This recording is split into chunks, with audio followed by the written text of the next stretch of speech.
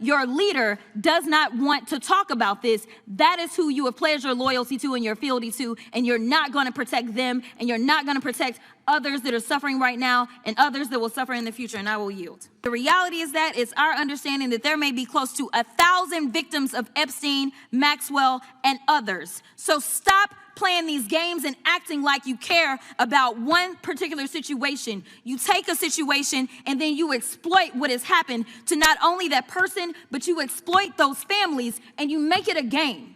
Stop just throwing a random dead person's name on something for your own political expediency. This is not just a theatrical exchange, but a clash over how America remembers victims, how we use pain for politics, and who in power will actually fix broken systems. Fourth thing that I want to say is I'm tired of y'all cherry picking one horrible event, because that's what y'all do. Y'all find one terrible situation that took place and then you say that person's name and you wear it out and you make it political.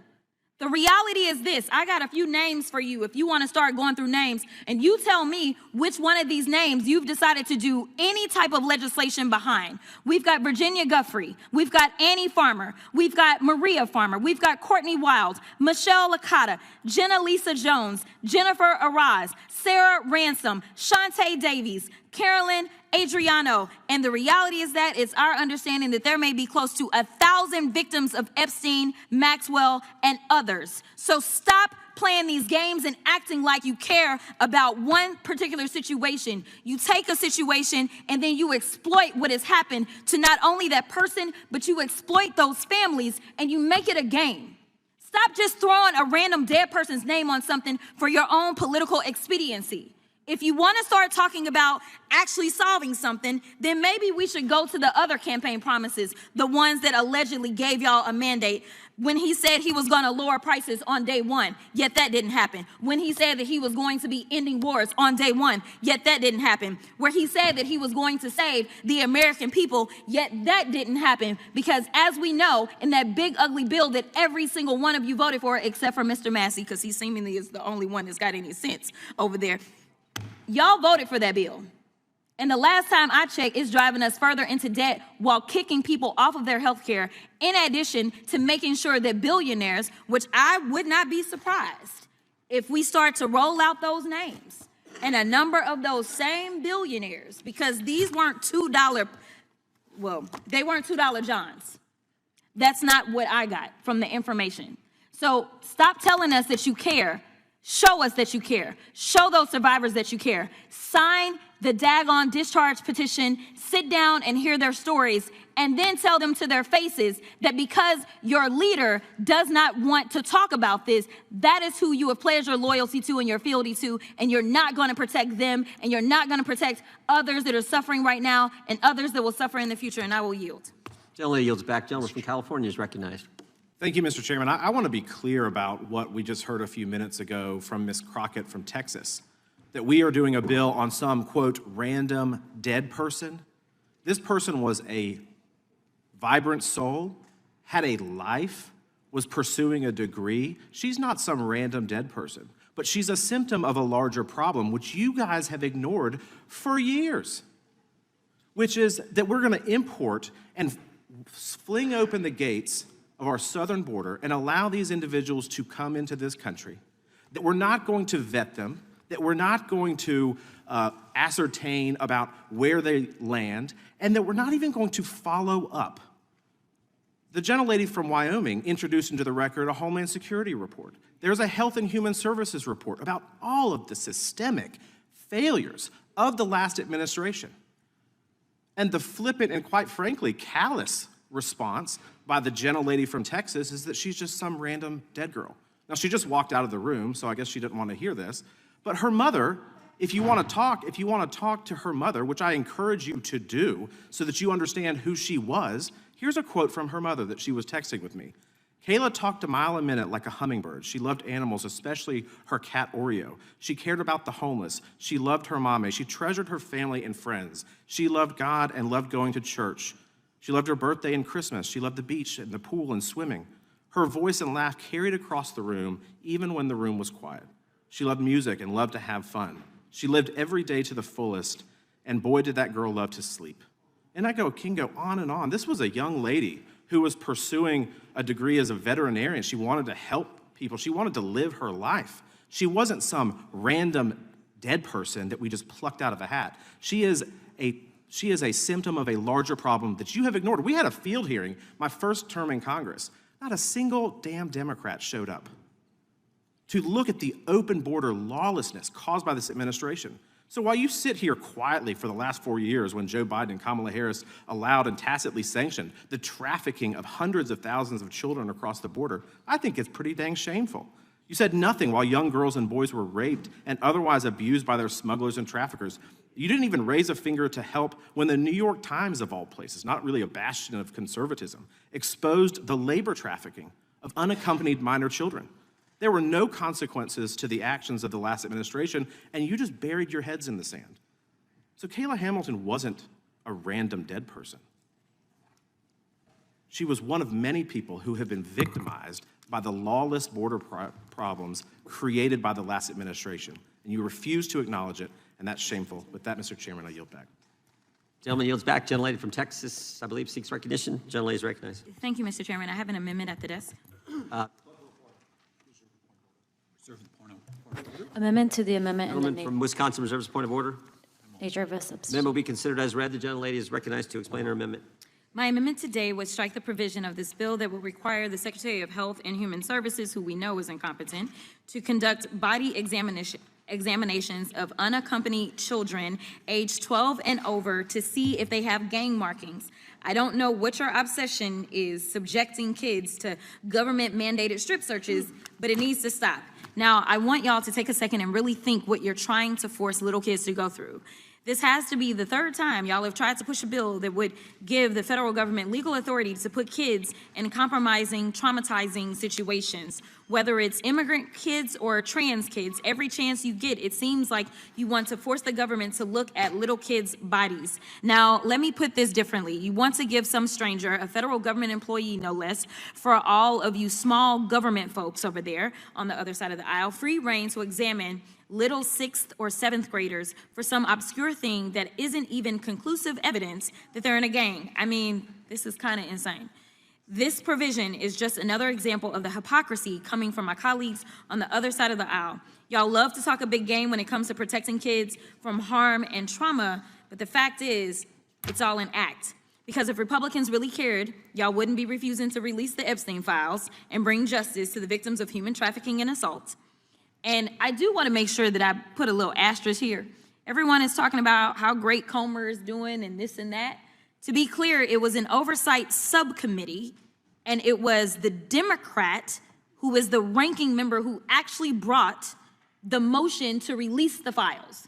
It just so happened that there were enough Republicans on that subcommittee, seemingly more than on this full committee, that had the courage enough to actually vote with the Democrats. But let me be clear, this was Democrats leading. This was the tail wagging the dog, so I don't want y'all to forget that part. Don't go around claiming that y'all are the heroes because now there's supposedly files that are coming out. It was the Democrats that led that, just to be clear. Now, you sure as hell wouldn't be forcing kids who are in middle school into situations where the federal government is placing them in a room with a random adult, strip searching them to try to find some obscure amorphous thing. Now, I know some of my Republican colleagues here have kids, and I'm willing to bet that if your kid was going to, say, England, and you found out some random government employee over there was going to strip search your kid to look for some tattoos or markings, you would lose your damn mind. You do everything you could to prevent this from happening and save them from that trauma. And that's all I'm asking you to do today, is to protect these kids. Spare these kids from the unnecessary trauma. Be the adults in the room today, because enough is enough. Nothing in my amendment prevents DHS or even HHS from requesting a kid's criminal record or prevents HHS from evaluating whether kids are a danger to themselves or others. What this amendment does do, however, is prevent kids from having to go through unnecessary strip searches and be traumatized for the rest of their lives. If you're really on the side of history, if you really want to be on the right side of history, then that means that you'll do all that you can to protect kids, and I urge you to support my amendment. The final thing that I will say is I stand by everything that I said before. Y'all love to cherry pick because you claim that the immigrants are the reason for crime, but you have nothing to say about white supremacists in this country. I don't remember, as we are headed to yet a record number of school shootings in this country, as it relates to children, I don't remember y'all bringing bills in the names of any of these itty-bitty children. In fact, the most recent shooting, as y'all love to send thoughts and prayers, these babies were legitimately praying when they were killed. So I don't remember y'all trying to do gun reform for all of that. I don't remember y'all being super outraged when it came to January 6th and those defendants. Well over 1,000 defendants. And we're talking about they beat up on law enforcement. Now y'all love law enforcement. You love some ICE. Now that ICE is going around thugging everywhere. But nevertheless, I don't remember y'all even having the courage to say, yes, put the damn plaque up. That was signed into law. Y'all won't even do that. So don't tell me that y'all are here being the champions for everybody. You are very selective. So yes, it is a game. Because if I want to do legislation, I don't have to put somebody's name on it to do right. I don't have to put one of the children's names so that I can have real gun reform and save lives. And I will yield. Congresswoman Jasmine Crockett came out swinging because she saw a pattern. The same handful of names get dragged across headlines and into legislation while much bigger problems go unresolved. She pushed back hard against what she called the selective weaponization of victim stories. And that moment where she said, stop just throwing a random dead person's name on something for your own political expediency, set the tone for the whole room. Fox News +1. Let's be clear about the policy at the center of this fight. The Kayla Hamilton Act, introduced by Rep. Russell Fry, would change how the Department of Health and Human Services, through ORR, evaluates and places unaccompanied alien children, requiring additional checks, including looking for gang affiliation and checking consular records before certain placements are made. That's the bill Republicans offered as a legislative response to a horrific crime.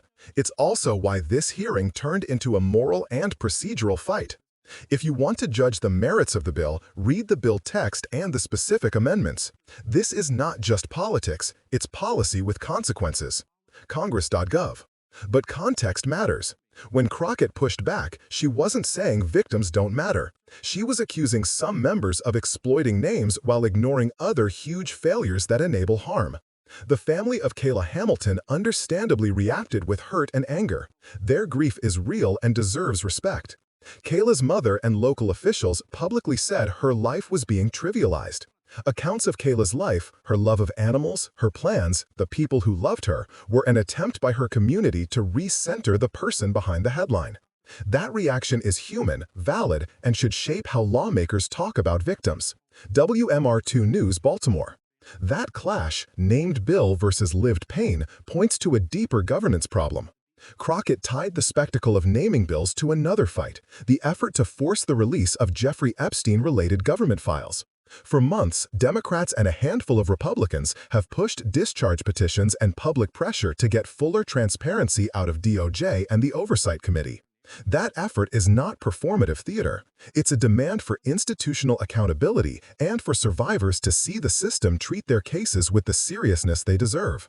The policy questions are linked. Whether we name bills for victims or use horror stories as political props, we still owe survivors actual solutions, investigations, and oversight, not just slogans.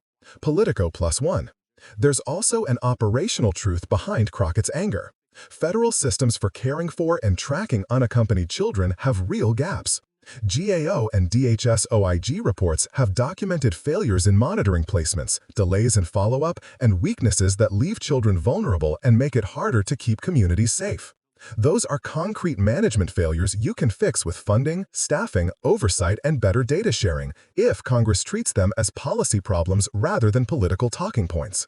The room for bipartisan solutions is real, but only if both sides stop equating urgency with soundbite and start doing the messy work of reform. Government Accountability Office. So what should viewers take away beyond the theater? First, naming a bill after a victim can be a sincere act that focuses attention. It can also be misused to score points while ignoring systemic fixes. We should hold lawmakers to both standards, honor the person, and legislate structural solutions. Second, accountability matters across the board, from the way HHS ORR vets and monitors placements to whether we release investigative records like the Epstein files that would let victims see if the system failed them. Third, you can be furious at political exploitation and still demand better policy. Those are not contradictory positions. They're the responsible ones. Here are practical steps you can take right now if this matters to you. Contact your representative and ask them to support pragmatic reform of ORR and HHS oversight. Look for GAO, DHS, OIG recommendations in their materials. Support the bipartisan push for transparency on the Epstein records so survivors can get answers. Urge your member to back legislation that strengthens background checks and tracking for high-risk placements while protecting children from unnecessary trauma. And, crucially, demand that congressional debate center survivors' dignity, not political advantage. This isn't about scoring for one team. It's about making sure that when a family loses everything, the system responds with justice, not a tweet. If you believe that, make your voice heard. Call or email your member of Congress, follow the committees doing oversight, House Judiciary oversight, and ask for real implementation of GAO and OIG recommendations, not just another bill named after the latest headline.